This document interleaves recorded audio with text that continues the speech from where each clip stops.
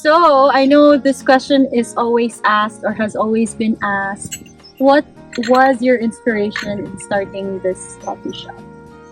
When I was working sa Cebu, di ba? Yes.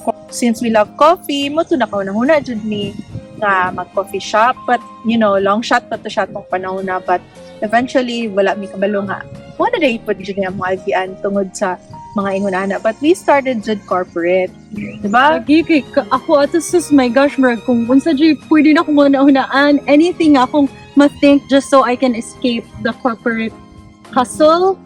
I really tried to think about everything, but as they say, wala mi ka expect nga it'll be that soon nga ma-materialize si Sakáda cause daghan pa kaming ginauna sa city lang. Hindi, maka-remember dyan ko sige taglaag sa Cebu at itong mga coffee shop, and then we always wondered sa itong self na, ay, kalamitan na ingon ani sa.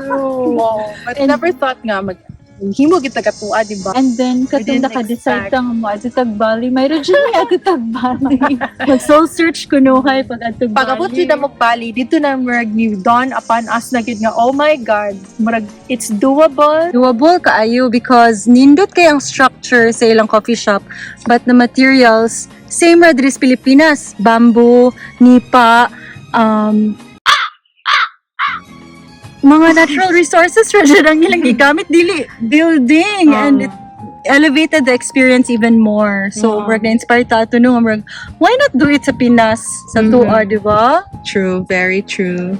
Remember ko atong natutawag kuan ka ng Cafe Luwak, di ba? Lagi. Na Amazing kay ito amazing ang experience because naa sa outdoor ang coffee shop. So, murag hayahay gid siya ba, and all you Yes. have to do is just drink coffee and enjoy the view. Nature. Mo gid siya mo ang goal, like ultimate goal. Balag gamay lang, but ang among intention was just coffee shop and just for our family. But it turned out everyone loved Sakáda. Your first time. It's a really weird part. So another question that we always get during gatherings or from friends and family, knowing that you already had this vision, you wanted to start the coffee shop, what was the first steps that we had to take? If you can still remember, to do. Well, first is the funds. Diba? Money, daghan kayo tang yung sacrifice to pull our resources together kaya para makuan kung among budget ato kay medyo kamay ra gid siya because pwede man kay midagpog savings although namin sa corporate, but of course na bills and stuff. Dayon, after ato nga nagka-consensus na, pag-hire na dayon sa amo ang Trusted panday. trusted panday. So, it was very important sa amoa na trustworthy o yes person among gustong i-hire for the job because as you see, Sakáda is not the normal coffee shop. Yung structure, I know it's simple but it's not something ang mga seasoned or ang mga paraan nga panday is very open to doing because airlaps siya and then napalit sa cooking. But luckily, nakaila na mo si Carlin, nandool ra pud sa Pamplona ilahang balay. Amo siyang giistorya, ang ipakitaan sa plan, nagihimo ni Casey. So, diba, dito ni materialize ang everything and he was a yes person. So, wala di Sige, problema sa mga design. Yung atong pangitag paagi. Di ba? Manay mo ganahan. Yung positive ba?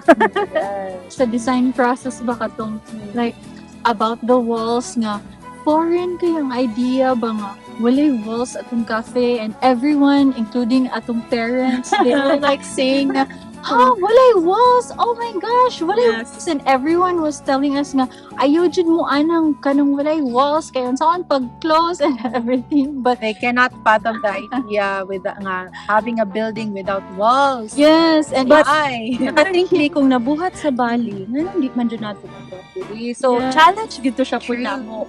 We already knew nga, challenging to i-convince amo ang family ato nga, mo work siya, but with the right support and the right people nga mong na-hire, nahitabo na dyan ang ang division. Yes. And there were a lot of ideas pud nga giscrap na mo kay just to make sure nga dili ma-sacrifice ang safety. There are a lot of things like, for example, kana arang swing, the valley swing, and nabi atay The hanging net. opportunity unta diri nga naapod tay swing unta, but the safety is wala man ko'y trees dinhi, so that's the main thing. So mo pud na atong gina-consider pa. So it's so funny ba nga from the start daghan kay tang ideas gusto ko but in the Hindi end siya doable. lagi we opted for simple. Cut. Okay. Next question. So, I do like this next question because it gives us the opportunity to, make the people know what Sakáda is all about. So we all know that the food and business industry is a highly competitive business. So if I may ask, or we can throw ideas around, what difference does Sakáda, what is This next question is one of my favorites. I know it's a tough thing to answer, but it gives us the opportunity to make the people aware or make the people understand what Sakáda is really about. So, the food and business industry is actually a very competitive business. So, if I may ask, what makes Sakáda different from all of this? Well, to start with you. Well, for me, I personally would say na Sakáda is different in a way that we put our heart and soul into it, and you can see that and you can feel that when you go to Sakáda, especially among menu. So it's a fun fact. It's highly curated. Everything sa among menu is our own personal favorites because as a family, we are very eatish. We want to explore, taste different delicacies, food. Sa Bisaya pa, hinaon. Yes, hinaon kayo mong pamilya. So, kanang mga favorite na mo na among gusto iputang sa menu. And amo dyan iputang sa menu. Not only that, if you read the menu, kami na si Tara ato, it was one night, among himo ang menu, but we wanted to be playful. Ganahan niya. You don't like puns, sorry. Just big puns.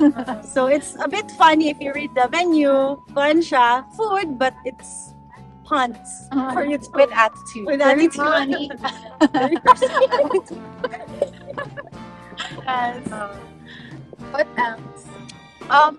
Most of our food offerings are really personal favorites. Like for example, the patatim. It's really a personal favorite of my mom. Kaya na siya yung marag isa ka si Tara man to, or si Tara to nga when she was still pregnant with Tara, di din siya kalimutan ang patatim ngayang natilawan sa isa ka restaurant.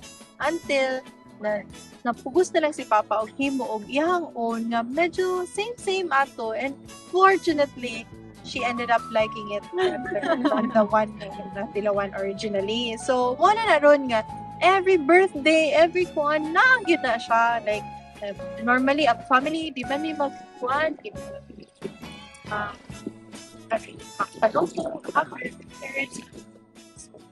mo na nga dili pud kini si party but birthdays and everything all gina starring jud sige ang patatim. And as well as the turbo ana sige jud na siya. So among mga food is very much loved jud namo tanan as a family. And aside sa food, so to add lang sa difference sa Sakáda, there is really a vibe na that's created by the blend sa amo ang personalities. Like, for example, ang plantita, it's really like her project, and ang kanang pag-admire sa sunset, like the three of us really wanted a space kanang sa overhang area. It's something that we dreamed about when we created Sakáda nga. Where can we watch the sunset while having coffee and then have a good music, good food? Mora yun na among ganahan. Like, everything we want to do in a coffee shop, ako dyan gibutang ni Sakáda. And we were also very thankful nga a lot of people, I also feel the same way. So, mura about kami, we just started from what we know, Jud, and what we love. So Mona, Sakáda is really all of the things that we love. So that's the difference in Sakáda. So, when we started our own business, we were inspired by entrepreneurs who started their own business, who were brave enough to really go for it. So now I think since we already have our own business, what would be a good advice for you to give those who are still aspiring or have been inspired by us at least to start their own business? Well, it's first is the idea itself. If you already have the idea, you're already half done. So if you have an idea and you think it's doable, you can start it from there and then move slowly to the next part, which is doing it, like fulfilling it little by little. You can start by your inspirations, the things that you love, and then you can incorporate it to the things that are available to you. Diba? So that's how actually we started, diba? So we're from there. Ikaw. Sa ako po, ang akong na-learn dyan is start from what you know. Like, if mag-start mo kag business and you tell some people, they will always, you're always gonna get a lot of advice, solicited or unsolicited. But if you really know unsay mong ganahan, then just stay true to it and don't mind lang pud sa uban. Listen, pero at the end of the day, you have to Follow your heart. Yes, follow your heart. Start from what you know, and don't be afraid. Anything can be learned. Opo na sa amo. When we started this, we didn't know everything, pero we started from what we know, and anything na we didn't know, we learned along the way. So, medyo na ang kuan, so don't be afraid to start. True. Ako, I agree. I totally agree sa tanan nilang gisulti. And my takeaway as well sa pag-build na mo ni Sakáda is don't be scared.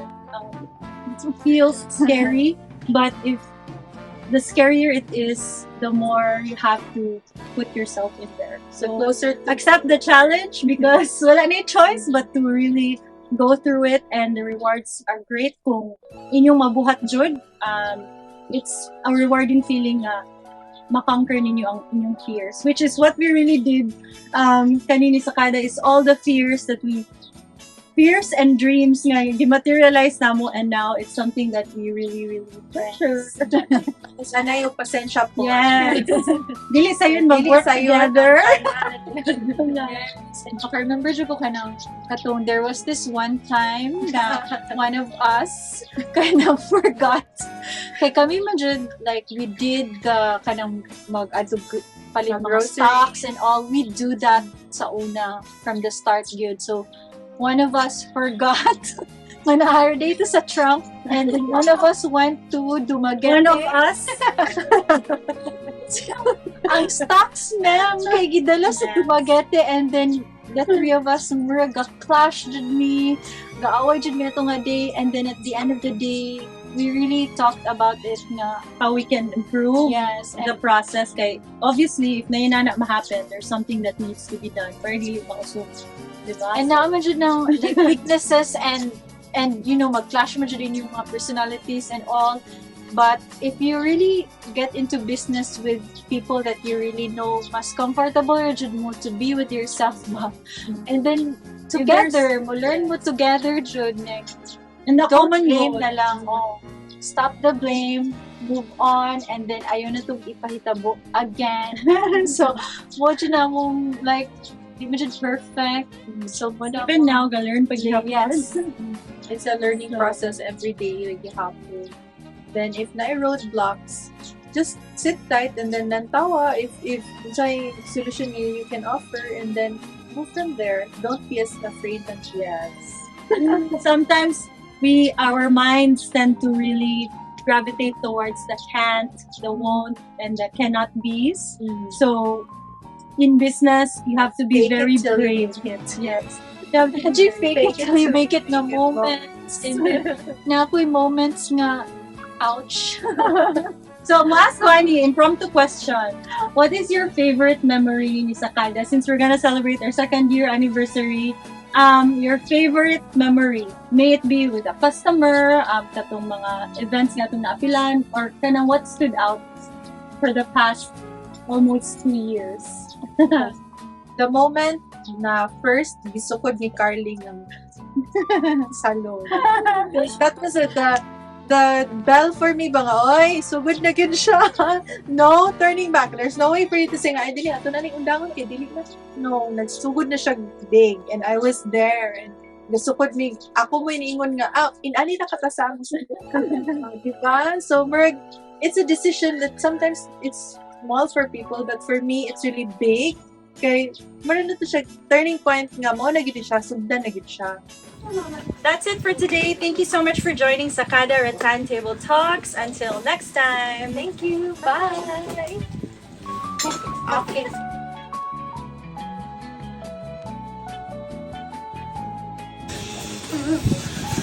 Sige na, one.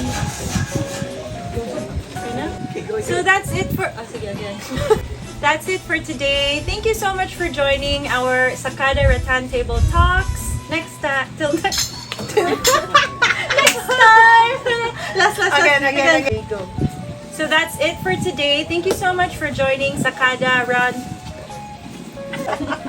Table Rattan, man! Sige, one last time. 1, 2, 3, go. Ano ba? Sige. That's it for today. Thank you so much for joining Sakáda Round. So that's it for today.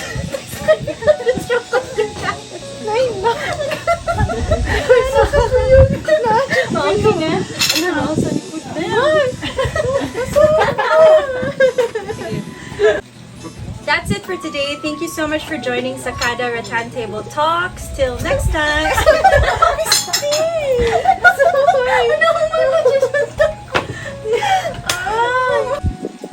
Ay, sorry. Sige, ma'am.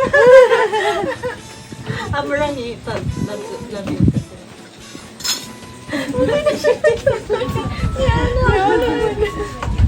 Okay. Sige, 1, 2. Yeah.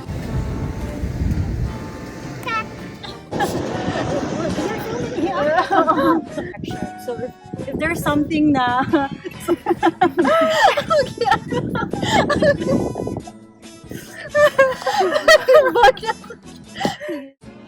What different what makes Sakáda what different? taas na kayo.